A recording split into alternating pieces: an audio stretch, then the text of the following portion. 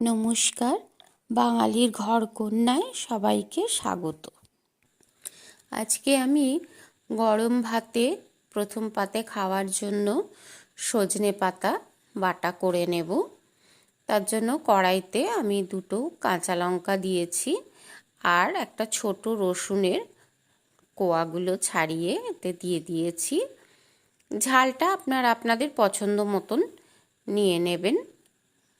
এবার এটাকে একটু ভালো নাড়াচাড়া করে নেব। তারপরে এতে দিয়ে দিচ্ছি 1 চামচ পরিমাণ কালো জিরে। দেখুন কালো জিরেগুলো ফুটে উঠছে। যখন সবগুলোর থেকে একটা সুন্দর গন্ধ বেরোবে তখন আঁচটা বন্ধ করে এগুলোকে ঠান্ডা করে নেব। এদিকে আমি বেশ কিছু সজনে পাতা ছাড়িয়ে ভালো করে ধুয়ে জল ঝরিয়ে নিয়েছি, সেটা একটা মিক্সিং জারে দিয়ে দিচ্ছি।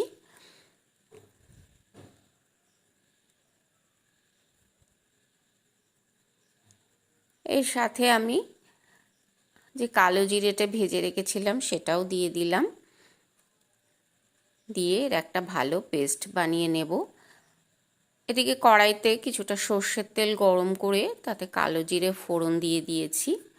ফোড়নটা ফুটে উঠলে যে পেস্টটা বানিয়ে রেখেছি সেইটা এই তেলের মধ্যে দিয়ে দেব। এটা একেবারে বাড়ির টাটকা সজনে পাতা বলে আমি এমনি কাঁচাই বেটেছি। আপনারা চাইলে এটাকে একটুখানি ভাপিয়ে নিয়েও বাটা করতে পারেন। এবার এটাকে ভালো করে নাড়াচাড়া করতে থাকবো। আর এই যে কোনো বাটা বা ভর্তাতে কিন্তু তেলটা একটু বেশি লাগে। এবার এতে আমি পরিমাণ মতো নুন দিয়ে দিলাম আর দিয়ে দিচ্ছি অল্প হলুদ। এইভাবে এটাকে এবার মিডিয়াম আঁচে নাড়াচাড়া করতে থাকবো।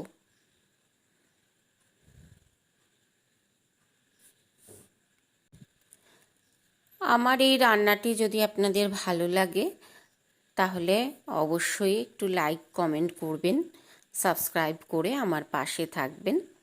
তাতে নতুন নতুন আরও কিছু করবার আনন্দ পাওয়া যায়। দেখুন নাড়তে নাড়তে অনেকটা শুকিয়ে গেছে। এবার আমি এতে 1 চামচ মতো চিনি দিলাম। এটা চাইলে আপনারা স্কিপ করতে পারেন। আর এই সময় একটু চেখে নেবেন নুন ঝাল সব কিছু ঠিকঠাক আছে কিনা। আমার মনে হলো ঝালটা একটু কম লাগছে,